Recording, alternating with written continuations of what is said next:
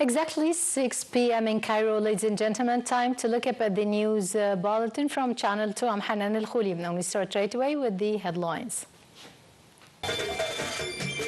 President Abdel Fattah el-Sisi welcomes Kyrgyzstan president to Egypt on his first visit.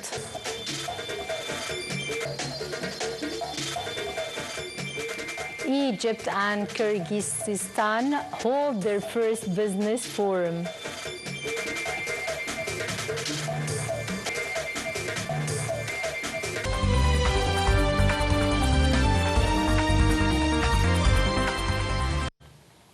Welcome back. The news in full.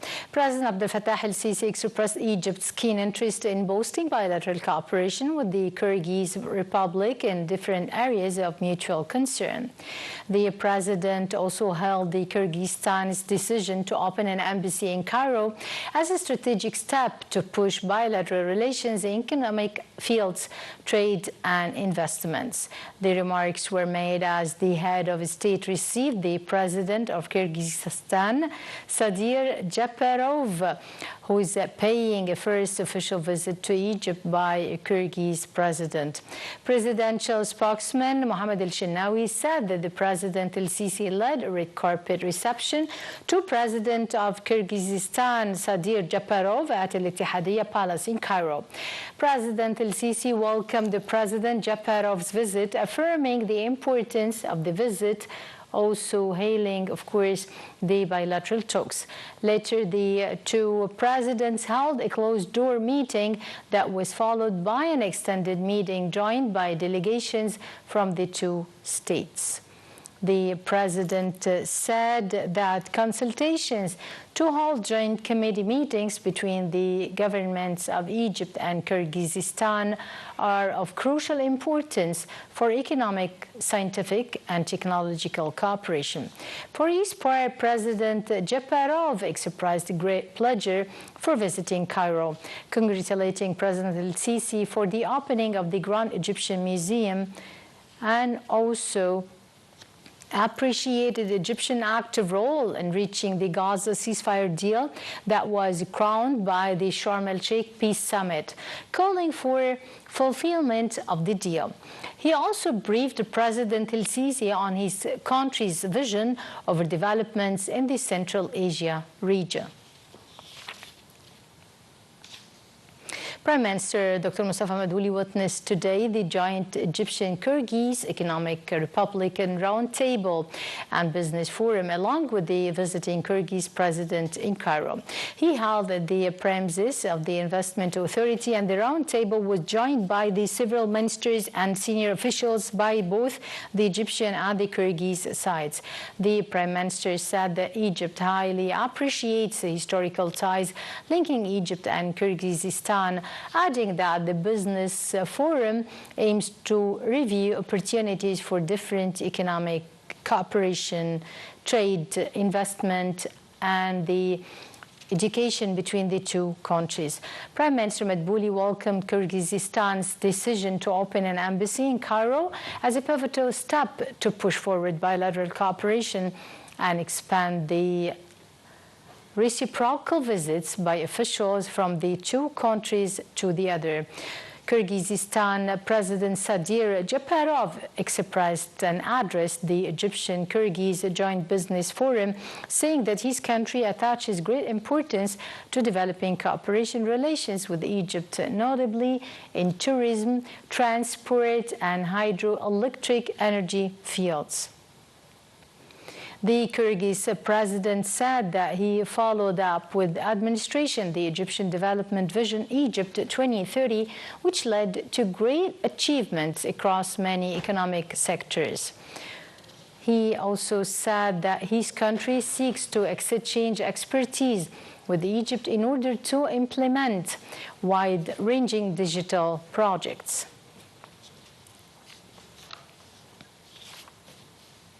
During today's Egyptian-Kyrgyz Business Forum in Cairo, Prime Minister Mustafa Madbouli and the Kyrgyz President Japarov witnessed the signing of several memos of understanding in various domains.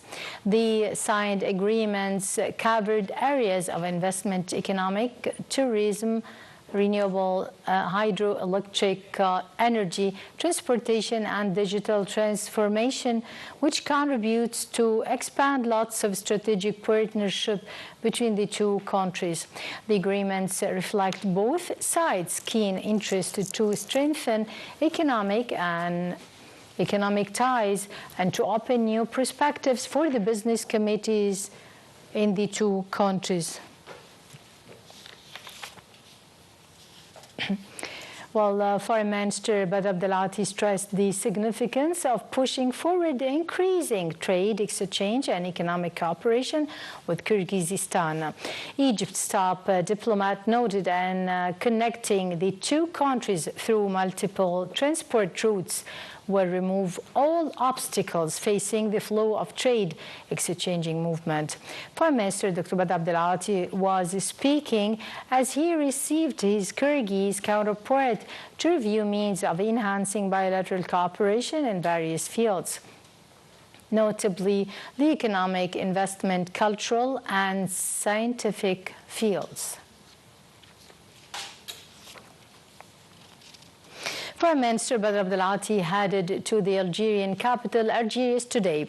The top diplomat is scheduled to hold meetings with senior Algerian government officials over bilateral relations between the two brotherly states and over regional issues, notably the situation in Libya.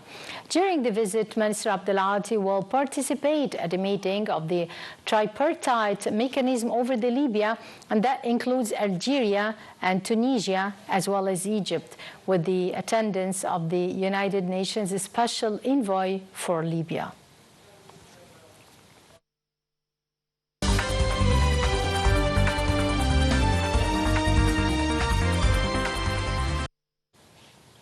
The 66th humanitarian aid convoy began entering into the Palestinian territory of Gaza via a sub-portal of the Rafah land port on the way to Karm Abu Salim and Al Auja border crossings ahead of reaching Gaza. The convoy is part of an Egyptian organized initiative called Zad al-Azza that started in late July, aims to alleviate the humanitarian sufferings of the Palestinian people and of the Israeli war and the blockade-stricken population in the Gaza Strip.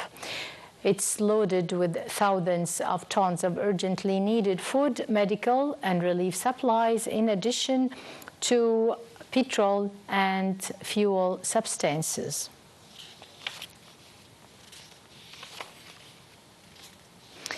Well, moving on to the latest development on the Gaza Strip, as the Gaza Nasser Hospital in the southern city of Khan Yunis said today that it had received the bodies of 15 Palestinians prisoners under the U.S. brokered ceasefire exchange deal.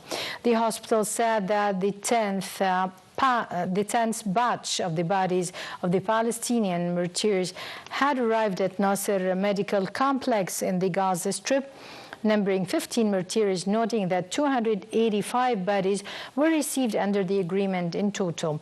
Under the terms of the agreement in effect since the 10th of October, the Israeli occupation forces returned 15 bodies of Palestinians for every body it receives for an Israeli hostage.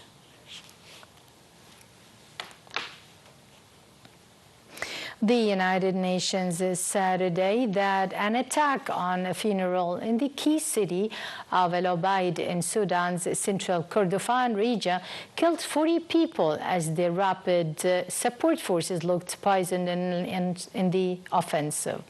The United Nations Humanitarian Office said that the situation in the Kordofan region was continuing to worsen, and once again it called for an immediate ceasefire of hostilities and for all parties to protect civilians and respect international humanitarian law.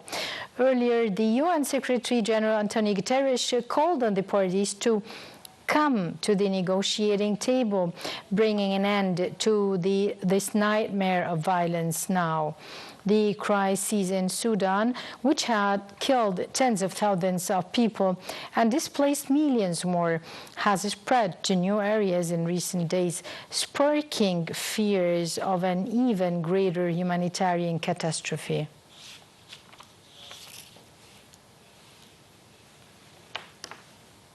The White House announced that the U.S. President Donald Trump will host Syrian President Ahmed al-Shara for talks on the 10th of November. White House spokesperson noted that Trump had announced the lifting of U.S. sanctions on Syria during a trip to the region in May, a move which aimed to give a real chance at a peace.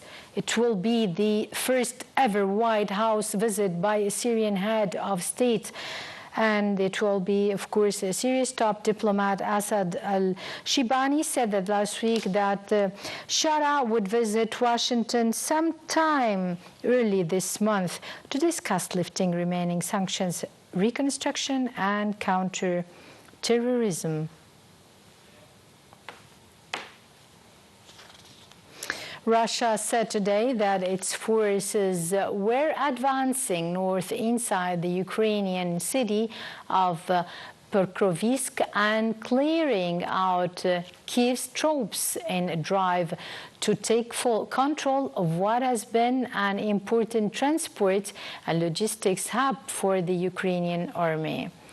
The Ukraine has acknowledged its troops faced to a difficult position in the strategic eastern city, which Russia has been trying to capture for more than a year, but denies they are surrounded and says reinforcements are on their way. Separately, Russia said that a Ukrainian drone attack caused minor damage to oil pumping stations, adding that nobody had been hurt in the attack.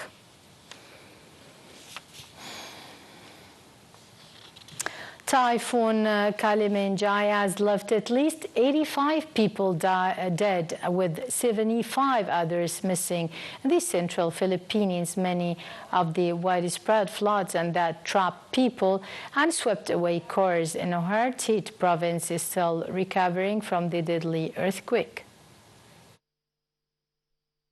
Philippines typhoon Kalmagi swept across the central Philippines on Monday after making landfall overnight, triggering flash floods, trapped residents, swept cars away, and displaced tens of thousands of people. Floodwaters, described as unprecedented, had rushed through the province, town, and cities a day, sweeping away cars and even massive shipping containers. Scientists warn that the overflowing flooded severe storms are becoming more powerful due to human-driven climate change.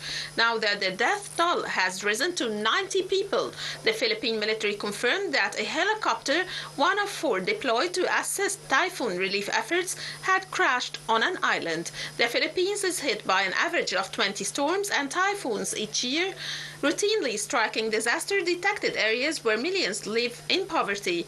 In total, nearly 400,000 people were preemptively moved from the typhoon's path. The Philippines was hit by 2 major storms in September, including Super Typhoon Ragasa, which tore the roofs of buildings on its way to killing 14 people in nearby Taiwan. Well, by this, ladies and gentlemen, we come to the end of our politics segment, and now with our economic segment. As the Minister of Petroleum and the Mine Sources, Karim Badawi, he witnessed and held a series of meetings on the sidelines of the EDIPIC 2025 exhibition and conference currently taking place in Abu Dhabi to enhance cooperation with the international energy giants. Badawi met with the Emirati Minister of Industry and Executive Chairman of ADNOC Group and reviewed means to enhance cooperation in gas exploration activities.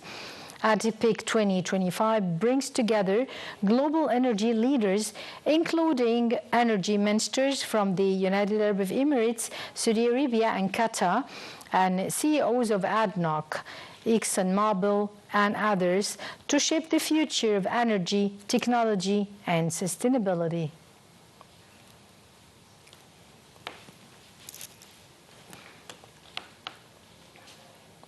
Well, with this, ladies and gentlemen, we come to the end of our news bulletin for now. Many thanks for watching, and from myself, Hanan Al-Khoury.